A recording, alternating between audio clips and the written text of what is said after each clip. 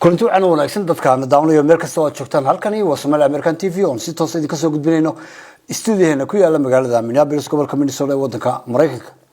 barnaamijkan idinku soo falaya daawadayaal waxaanu si kooban uga hadli doonaa taariikhda Diridhaba. waxaan ku hadli doonaa marxaladda siyaasadeed ee Diridhaba, khilaafka iyo xiriirka u dhaxeeya Diridhaba iyo Jigjiga amaba DDS qaybaheeda kale iyagoo isku xisbi ah labada dhinac ee Diridhaba iyo Jigjiga. arrimahaasi ayaan ka hadli doonaa oo aan waliba food aan xoog saari doono dhinaca siyaasadda iyo waliba taariikhda sida gaarka ah ay u leedahay magaalada Diridhaba la yiraahdo.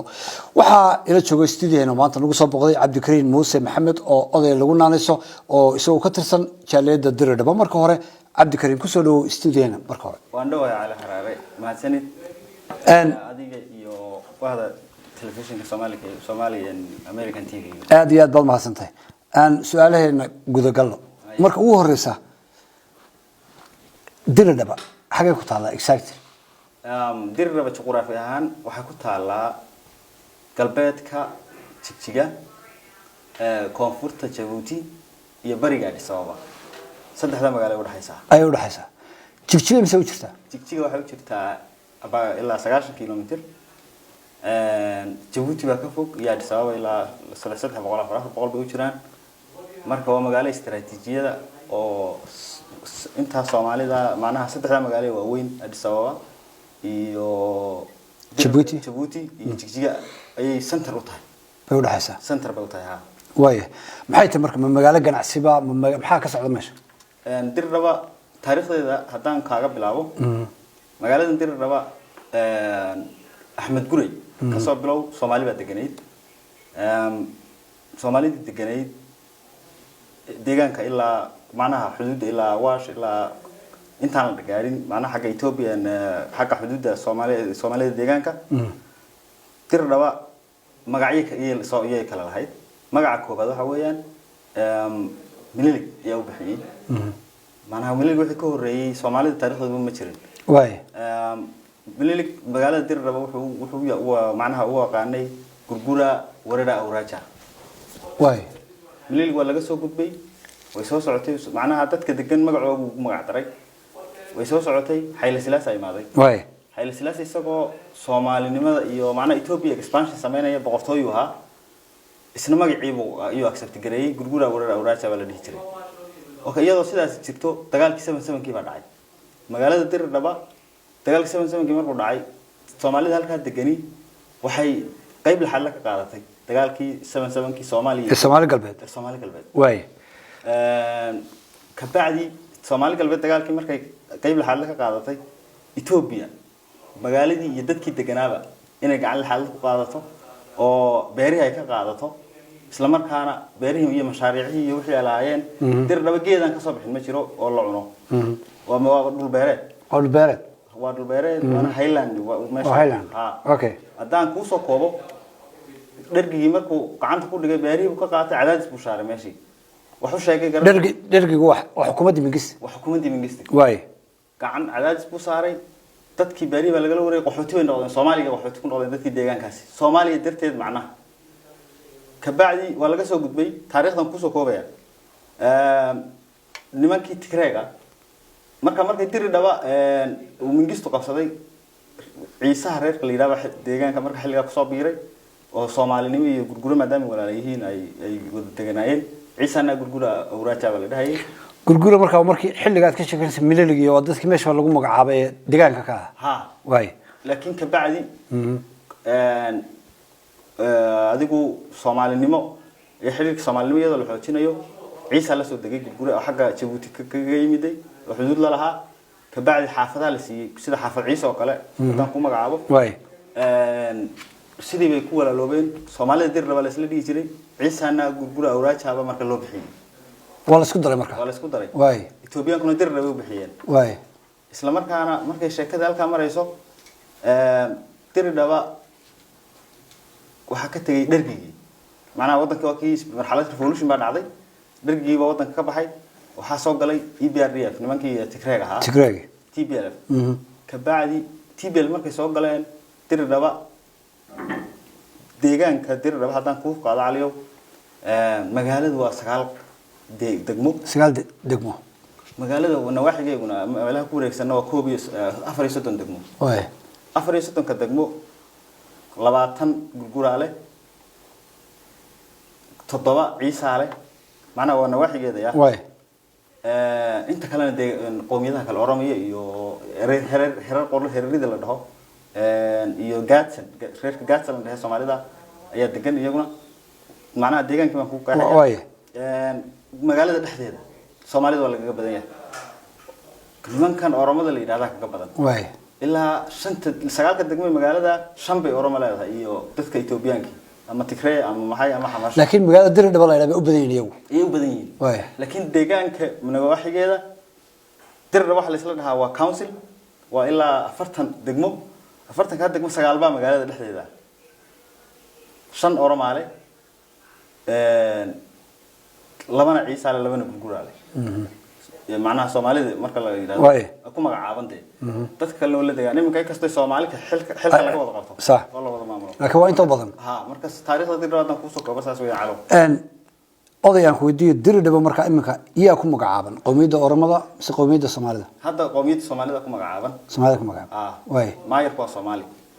maayir wax la yiraahdo leeyahay duqa magaalada way waa sida jigjiga maayo madaxweyne ma laha waa ismaamul marka maayir baa ayaa ugu sareeya way marka Diridhaba ismaamul ka go'an baa deegaanadan kililka shanaad Oromiya ma ka go'an si Oromiya ka tirsan may way ka go'an tahay Oromiya waa ka go'an waa sida Addis Ababa kale waa meel madax banaan yadii Addis Ababa waa labada magaalo ugu waaweyn ee madax banaan aan deegaan ka tirsanayn council baa la dhahaa okay council baa la dhahaa marka dadka wada dega ayaa loo qaybiyaa duqa magaalada loo sameeyaa dabeetana deegaanka bay kala qarsaa goleyda sharci gooniye leedahay 2 sano Oromo maamusha 2 sano Soomaali saas weeyaan dhulkan kale ee DDS waa isku xisbi baa ka taliya sama isku xisbi baa ka taliya way xisbiga dimuqraadiga shacabka Soomaaliyeed baa ka taliya hadda BB baa loo bixiyay inkastoo ay Soomaalidu mabaadi kala duwan ka haysato fikirka laakiin aanu arintan aan ka hadlo ma rabo waqti kale aan ka hadlaynaa waxaan laakiin ku sheegay xisbi baa ka taliya xisbiga jigjiga haysta ay baa ka labana mas'uulka way aan ku weydiiyay marka xiriirka ka dhaxeeya DDS iyo degmadan ama deegaankan Diridhaba waa Soomaalinimada way waa dad wada Soomaaliya laba xisbi ma kala maamulaan hal xisbi Mustafa macnaha xisbiga dimuqraadiga shacabka Soomaaliyeed markii la dhigi jiray dadkan Diridhaba degan ee Soomaalidii Soomaali Sacayl waxay sameeyeen barigii waxa lagu dhahay xisbi gooniye sameeysta oo ismaamul gooniye lahaada sidaas ma yaabay dhaheen iyagoo gaashaanbuur ka dhiganaya Soomaalida laga bilaabo 77kii iyo macnaha dagaalkii ayaa waxay dhaheen anaga wax ku biireynaa xisbiga dimuqraadiga shacabka Soomaaliyeed marka xisbiga dimuqraadiga shacabka Soomaaliyeed jabhado isku ururay oo qabiilo oo ayuu ahaa oo sameysmay leega iyo ONLF baa kala dhigi jiray leegadu marka ku jiray dadkan deegaanka Diridhaba leegaday ku jireen marka waxa la dhahay barigii EPRDF wadanka qabsatay cali hal arin oo kale ku iftiiminaya oo godob macnaha waliba laga galay dadka Soomaalida Diridhaba degan markii EPRDF ma la soo wadanka qabsaday waxa la dhahay halkeen caasimadda deegaanka ka dhignaa Diridhaba magaalada labaad ee ugu weyn taariikh ahaan Ethiopia way Soomaalidii deegaanka leegadii iyo ONLF waxa lagu heshiiyay Diridhaba in laga dhigo caasimadda Soomaalida cidna kuma haysan markaa maanta gorgortama bay gasheen ONLF garabkiisii bidix nimankaas macnaha godobta ay ka galeen waxay sameeyeen Diridhaba caasimadda way ka qaadeen goday bay geeyeen wayna cod badnaayeen baarlamaanka iyaga aqlabiyad la way waxay dhaheen anaga magaaladeedu ha dhisanto godob la aadeen marka godob la kamay fikirin Soomaalinimada iyo xuduudda iyo istiraatiijiyadda ma garad marka arintaan aan ku iftiiminaya way marka Diridhaba sidii bay ku dhaaftay Oromo expansion sameysay dhul balaarsi bay sameeyeen way ganacsiga ka sameysteen sidii macnaha magaalada ugu soo tirmayeen hadda waxay gaadhiba oo Diridhaba iska wadaayay Soomaalida dhulka ay degan tahay macnaha inay la isku qabsado oo Oromo ay dhahdaan nagaale xiriirka inta badan dagaalada area ka dhaca qowmiyadda Oromada iyo Soomaalida dhulka degan sidee isku yihiin xiriirkooda sidee horta niyow haddayna habeenkii laba wiil ka dhimanin saddex wiil baa ka dhinta ugu yaraan macnaha kuwee Oromada iyo Soomaalida deegaanka dhexdooda way macnaha cadow bay isku yihiin waa cul joogta because waa dad beero iyo ka dhaxayaan waa dad xuduud ka dhaxayso soomaalida kale uma oga arrintaas soomaalida deegaankaas arrin kale noo jirta cali aan ku iftiiminaya waxaa dhacday referendum waxa la dhaho Ethiopia waxay sameysay qowmiyad kastaba qabiil kastaba cid uu rabo sida xuduudaha afti baa la qaaday tirada dadka degan boqolkiiba 50 horumar ku hadlaan iyagoo Soomaaliya way haddana Soomaali bay taageereen bal amarka Ilaahay eegata way Soomaalidii deegaanka jijiga u dhaweyd ay taageereen maya ayaa iyadoo Soomaali ana farmo garanaynin bay oroma taageereen kuwaas ficilo kala duwan oo siyaasadeed darteed waa area jiracsanayo garanaysaa waana sababta ay u raacday dhinacan oromada ciil darteed bay iyadoo 30 kilomitir ama 20 u jirta jijiga u jirta way Soomaali farmo ma yaqaanaan dadkaas way hadday bartaan oo iskuulkii iyo manhajkii laga bedelay oo qoomameynayaan macnaha wixii ay weligood ba ahaayeen in iska bedelaan dadkan dir laba degan iyagoo Soomaaliya farmo bay ku hadlaan haddana waxa la yiri hashi iyo markii geedkii la isku garab dhigay hashuna waa Soomaalida geedkuna waa oromada hashi bay taageereen oo Soomaalida Soomaali jacayl darteed Soomaali cid ogina ma jirto madaxweynaha arrinta ka warhayaana ma jiro cid abaalmarinaysa iminka tusaalahan meelaha Oromiya ay ku guuleysatay mashaariico nidaamyo macnaha abaalmarin wax la dhahaday dadka in la kasbado laakiin halkaas iyaga cadaadis bay ka sii qaaday Oromiyana way ka goosatay xiriirkii oo ilaa uma codeyneen Soomaalidii deegaankuna xagana seega maayarka oo uu noqdo ama duqa magaalada Dirdhabo noqdo in Soomaaliya labadii sanaba mar ma ahane wax weyn oo la sheego masab sare oo ay ku leeyihiin ama ka muuqda Dirdhabo Soomaalida oo raada ma jira maxaa kamid ah horta niyow Soomaalidu iyaga cadaadis ku hayo mooyane qowmiyadan kale Oromadu in ay dagaal siyaasadeed oo hoose iyo isbalaarin oo ina ku cadeynayeen laakiin Soomaalidu iyagaana hal mid ahayn dib ba ka jira arrin kale way jirtaa nimankan xisbiga ka taliya deegaanka Soomaalida ayaa Dirdhabana ka taliya oo jigjiga laga soo magacaabaa ninka Dirdhaba loo dhiibayo marka marxaladda siyaasadeed jirta darteed Dirdhaba way saameysay marka taasan ku sheegay Caliyow waa xiriirkii siyaasadda hal gruuba ka talinaya gruubkiina dhinac u badan yahay ma garad marka horta adduunkana qof la cadaadin karo ama qof siyaasad lagu cadaadin karo hadii la cadaadiyana muddo ilaahay soo ma garanaysa dadka deegaanka Dirdhaba marka Soomaalida hadda su'aashaad weydiisaan kaaga jawaabo saas weeyaan macnaha waxaan doonayaa iyadana marka imika Oromada oo kale waxa lagu magacaabaa qowmiyadda Oromada Soomaalida marka laga hadlayo waxa la oranayaa gurguraha ciisaha ogaadeenka reer hebelka miyaanay tafraaruqa qabiil aanay fursad weyn heli karin qowmiyadda Oromada isku duuban ma moodaa kuwan inaan isku duubnayn laakiin ay qabiil leeyihiin arrinkooda sidee arrintaas way jirtaa way qowmiyadda Oromada lama badhaba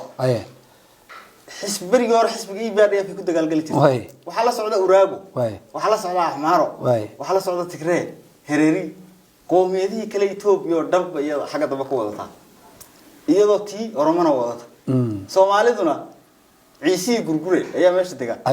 saas u kala baxayaan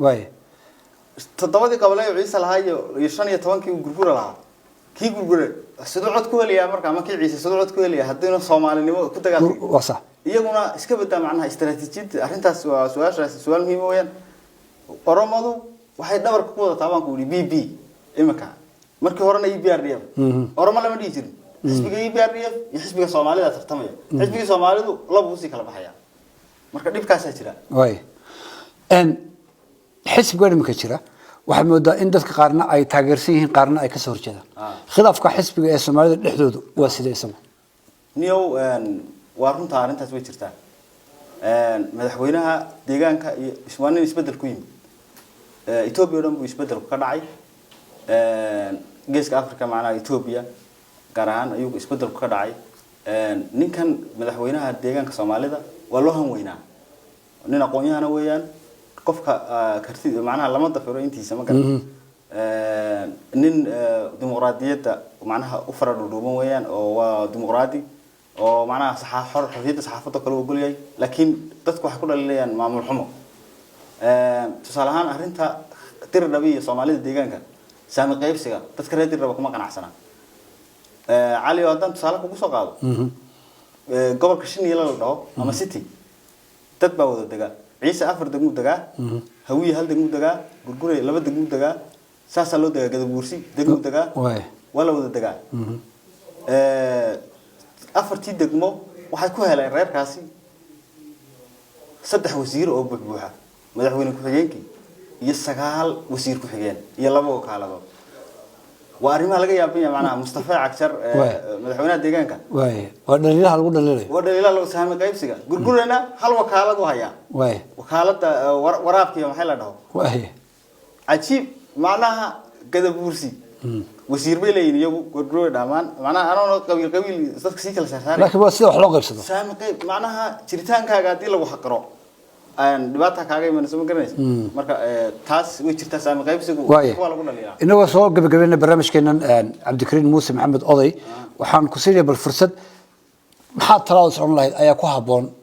dadka deegaanka deegaan madina ha noqoto ama kuwa ka sokoya ha noqoto horta niyo Soomaalinimada in laga tago ma fiicnaayaan dhihi lahaa dadka deegaanka dir raba degaan waxa lagu kalifay inay imanka qoomiyad kale ku biiraan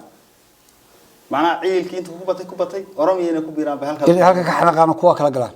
wayba in yar bay u jirtaa marka waxaan kula talinayaa Soomaali weyn macal farmaajo ku dar arinta dir raba in laga warhayo adiga cali xaraara arinta ka hawlgashid oo ka dagaal gashid Soomaalinimadii iyo dadka deegaankaas Soomaalinimada u baabeen beerahoogii loo qaatay maxaa la dhigi jiray mashaariicii ku waayeen marka waxaan Soomaaliya kula talinayaa dad waliba xisbiga deegaanka Soomaalida waxaan halkan aad laba wasiir oo waxa jiray bir dhaweyd kormeer sameeyay waxay soo arkeen mashaariicaha iyo beeraha laga haysto dadka deegaanka dir raba oo magaalada Hoorso oo degmada Erar hoos tagta madaxweyne Cabdiraxmaan Iidiyar la dhaho iyo madaxweynaha beeraha waxa dhacday wasiirka beeraha sorry ayaa waxa dhacday waxa arkeen mashaariic ka baacdi waxay soo hordhigeen kabinetka deegaanka oo Mustafa Maxamed Umar oo maamulo marka aadan faarax nin la dhahaa jira oo madaxweyne ku xigeenna waxa weeyaan deegaankaasuna ka soo jeeda caqabadaha ka hor yimid aadan faarax ayuu kamid yahay macnaha dadka deegaanka maadaama in reerkii uu ka soo jeedahay arimaha ay nagu mashquulinayno ka dhaxdhax shirki oo macnaha dadka cadaadis ku haya darteed isagoo markii horeba ka qaatay wasiiradii iyo nidaamkoogii oo macnaha dadkiisa ku magacaabay marka waxaan kula talinayaa saami qaybsigan in lagu noqdo Soomaalinimadana aan laga tagin Allahumma salli ala Muhammad waxa weeyaan midnimada marka la haysto Soomaalinimada la haysto waxa ma santa Ali coronavirus lagu jira isagana wada ugu dagaysaa isagina oo wadiga dadka Afrika oo dhanba Afrika oo dhan Ilaahay inuu ka ilaaliyo rabadana inuu soo haysto aamin rabadana inuu Ilaahay nasiyo maaragtay waajibaadkayga nidaamka Ilaahayna waafajiyo aad iyo aad baad mahadsantahay Cabdikariin Muuse Maxamed oo oday lagu naanayso ayuu ahaa jaaliyada Dirdhaba ka tirsan oo aan kala sheekaysanayay taariikhda dheer ee magaalada Dirdhaba iyo deegaan ahaan meesha ay ku taalo waxa kale oo aan ka wada hadalay ama aan ku soo qaadanay wareysigan marxaladda siyaasadeed ee Dirdhaba ay ku jirto iyo waliba xiriirka ama ha noqoto colaadda u dhaxaysa dadka deegaanadaasi ku nool iyo saami qaybsiga sida ay siyaasad ahaan ay mas'uuliyadda dawladda ay u qaybsadaan dawadayaal barnaamijyada noocaas oo kale oo halkan ka sii deyn doono waxaanu barnaamijkaasi intaasi ayaan kusoo koobaya tan iyo kulankeena dambe intaynu dib ugu kulmi doono barnaamijkan oo kale ah waxa la xiriiro dhamaantii mid ka tagay sida iyo nabad geliyo aad iyo aad baad mahadsantahay mar kale Cabdikariin Ali saaxib thank you very much